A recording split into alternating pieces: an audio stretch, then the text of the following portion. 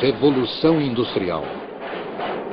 Podemos dizer, sem correr o risco de simplificar demais, que 3 tipos de máquinas destruíram o velho mundo e construíram o novo. A primeira foi a máquina de fiação. A segunda, o tear mecânico.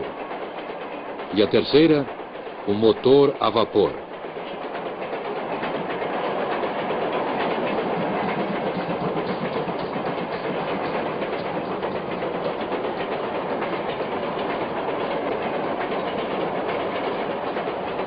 A máquina de fiação, o tear mecânico e o motor a vapor.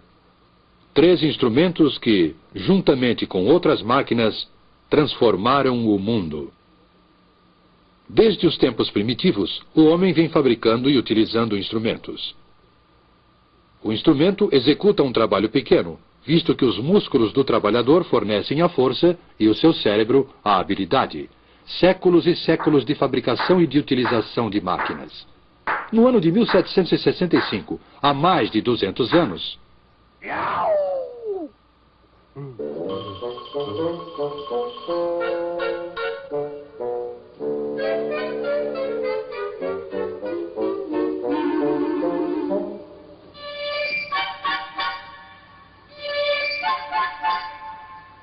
Jenny!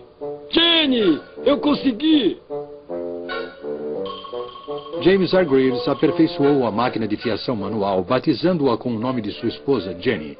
É a Spinning Jenny, a máquina primitiva de fiar difusos múltiplos. Essa máquina iniciou a revolução na manufatura da lã. A fiação era até então um processo lento, pois só se podia fiar um fio de cada vez. James Hargreaves colocou 8 fusos numa armadura e movia todos eles com uma manivela. Dessa forma, fiava 8 fios simultaneamente. A engenhosidade de Hargreaves lhe angariou o desagrado dos seus companheiros fiandeiros, que temiam perder o trabalho por causa da máquina.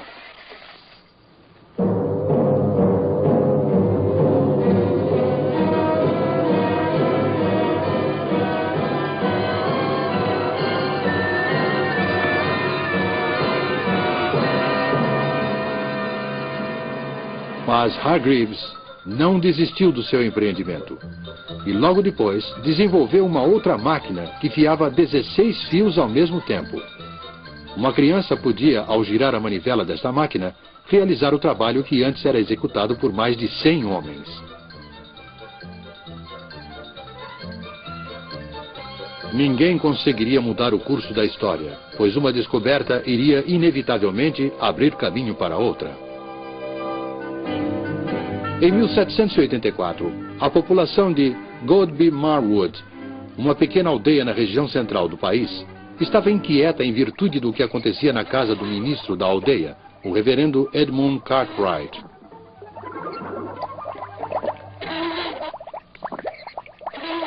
Acontecem coisas muito estranhas ali naquela casa.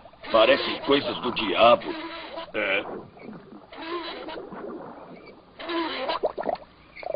Segundo seus vizinhos, o reverendo não era um homem bom. Acreditavam que ele praticava bruxaria. Mas tais temores eram infundados. Cartwright havia simplesmente desenvolvido uma máquina, acelerando assim o processo de industrialização. A partir de então, a energia não era mais produzida pelos músculos dos trabalhadores, como ocorria com a máquina de fiação. A fonte da energia seria a água. A força da água corrente foi utilizada para movimentar uma máquina de tecer. Estava criado o tear mecânico. O trabalho manual na indústria têxtil foi abandonado, como foi também o velho sistema doméstico de manufatura. O tear mecânico, além de ter um preço elevado para o tecelão comum, era muito grande para ser colocado em casa. Mas, se pudesse comprar 12 teares e instalá-los num prédio, foi dessa forma que o tear mecânico acelerou o crescimento da indústria e do sistema industrial. A partir dessa época, em lugar de trabalhar em sua própria casa, o tecelão passou a morar em um lugar e a trabalhar em outro. Embora isso seja comum hoje em dia, naquela época houve uma implacável oposição à tirania da sirene da fábrica.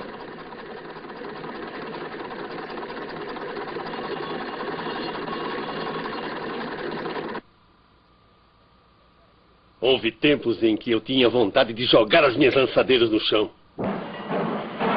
Mas a máquina que daria o maior impulso à Revolução Industrial ainda estava por vir.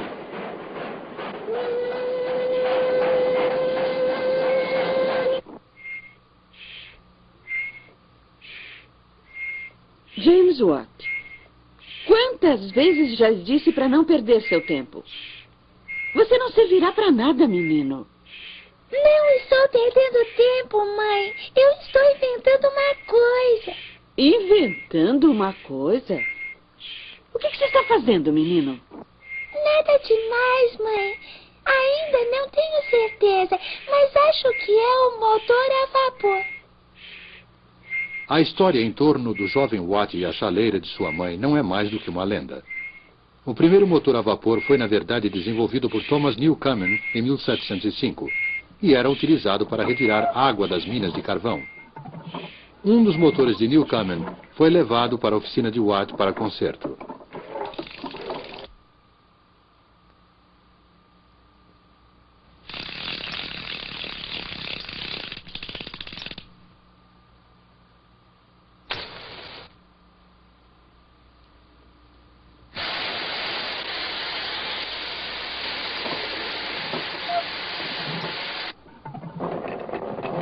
James Watt empenhou-se nesse trabalho e, por volta de 1781, aperfeiçoou o motor, convertendo-o em grande fonte de força. Essa era uma força barata e podia ser utilizada para dar movimento a todos os tipos de máquina.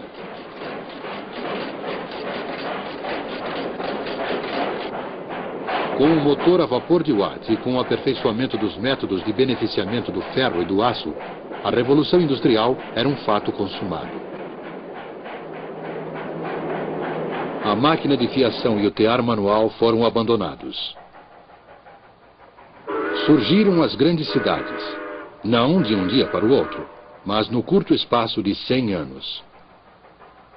No lugar do mestre tecelão, semi-industrial e semi-fazendeiro, apareceu o capitalista, proprietário de muitos teares e empregador de centenas de trabalhadores. Com a Revolução Industrial, a Inglaterra transformou-se na fábrica do mundo no século XIX.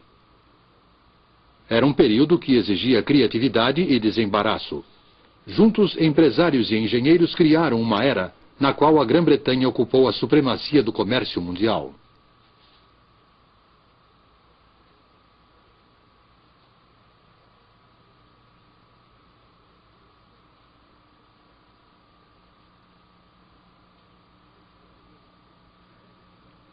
Parecia haver motivos suficientes para grande otimismo.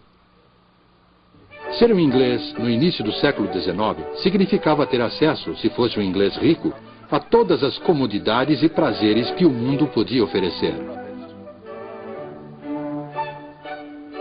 E a grande massa da população? A maior parte da população caía cada vez mais na indigência e na miséria.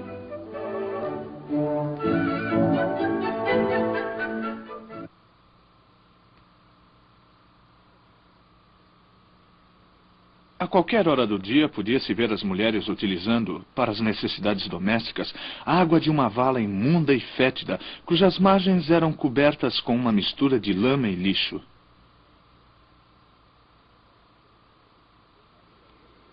A vida do trabalhador inglês, incluindo mulheres e crianças, era uma luta miserável pela sobrevivência, tendo dois inimigos, o empregador e a máquina. Sim, senhor. Comecei a trabalhar na tecelagem quando tinha 7 anos. Meu horário de trabalho é das 5 da manhã até as 8 da noite. Conversa de escravos. Os trabalhadores do período feudal não foram tão aviltados e escravizados quanto os pobres trabalhadores do norte civilizado.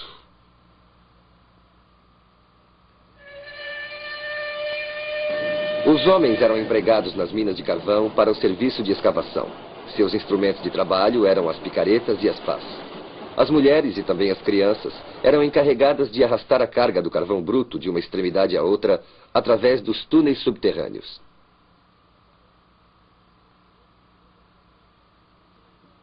O cinto e a corrente são mais dolorosos quando trabalhamos com a família.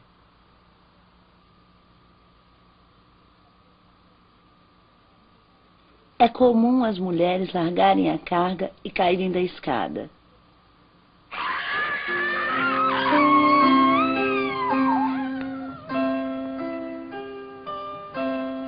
A verdade era que o novo poderio econômico inglês e a supremacia no comércio mundial sustentavam-se na exploração da mão de obra, em moradias subhumanas e na imensa miséria do proletariado. Era esta a civilização prometida pela máquina?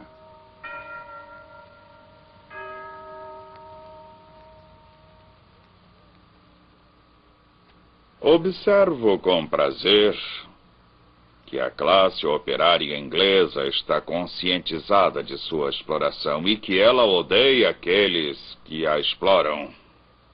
Há uma diferença no comportamento dos trabalhadores. Alguns deles mal nos cumprimentam. Todos os projetos de reforma não poderão evitar os males terríveis que vejo se acumulando há muito tempo. Meus empregados pobres? Não os contratei de acordo com as normas do mercado? Não lhes pago, inclusive, até os centavos de seus salários? Segundo o Dr. Arnold, o problema social era dramático e a Inglaterra seria fatalmente tragada por uma revolução civil sangrenta.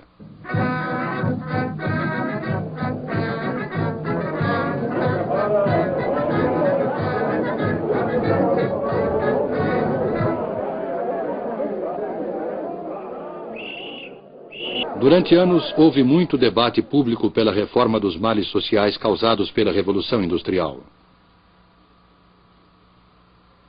Em 1842, o Parlamento aprovou a primeira de uma longa série de reformas. A Lei das Minas. Determinou que, a partir daquela data, o trabalho de mulheres e crianças menores de 10 anos nas minas de carvão estava proibido. Em 1847, a Lei das 10 Horas. A jornada de trabalho de mulheres e crianças na indústria têxtil não deveria ser superior a 10 horas.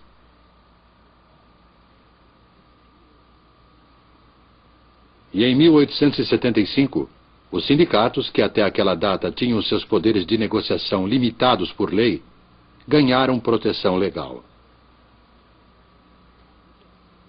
A partir de então, o operário tinha um amparo legal para se reunir com seus companheiros em defesa de melhores condições de trabalho, redução da jornada e aumento salarial.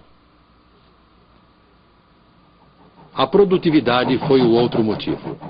Assim como a reforma, ela evitou que os problemas sociais da industrialização causassem uma revolução civil. Na época do trabalho manual, antes do advento das máquinas, a produção de um sapato exigia aproximadamente 18 horas de trabalho, pois um único artesão executava todas as etapas de produção. O artesão sentia-se gratificado pelo seu talento.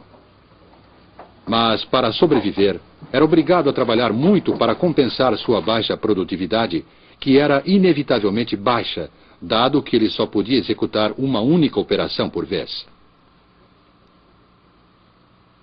O acabamento podia ser excelente, mas o preço do sapato feito à mão era elevado e, consequentemente, poucas pessoas podiam pagá-lo.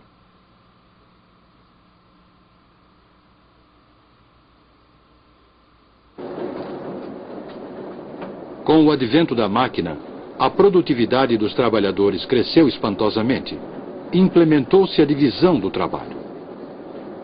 Do beneficiamento do couro até o produto acabado, cada operário executava somente uma operação, repetindo-a várias vezes. Desde que o couro estivesse beneficiado, um sapato podia ser produzido em menos de 20 minutos, ao invés de 18 horas exigidas pelo método artesanal.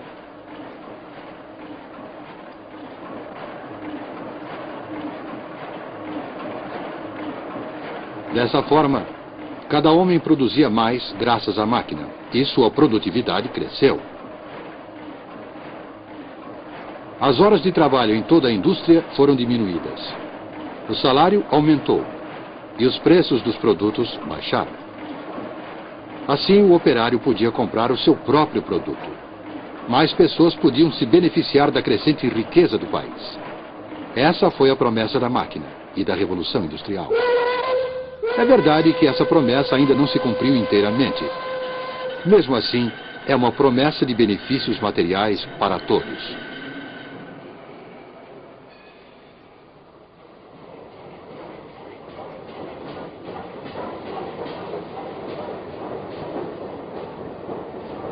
O século XIX, o século da Revolução Industrial, foi uma época de grandes realizações para a Inglaterra.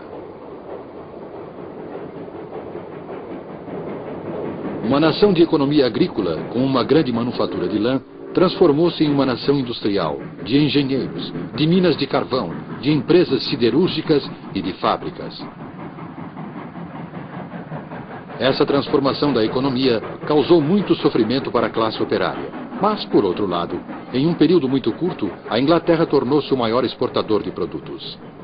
Ela era a fábrica do mundo.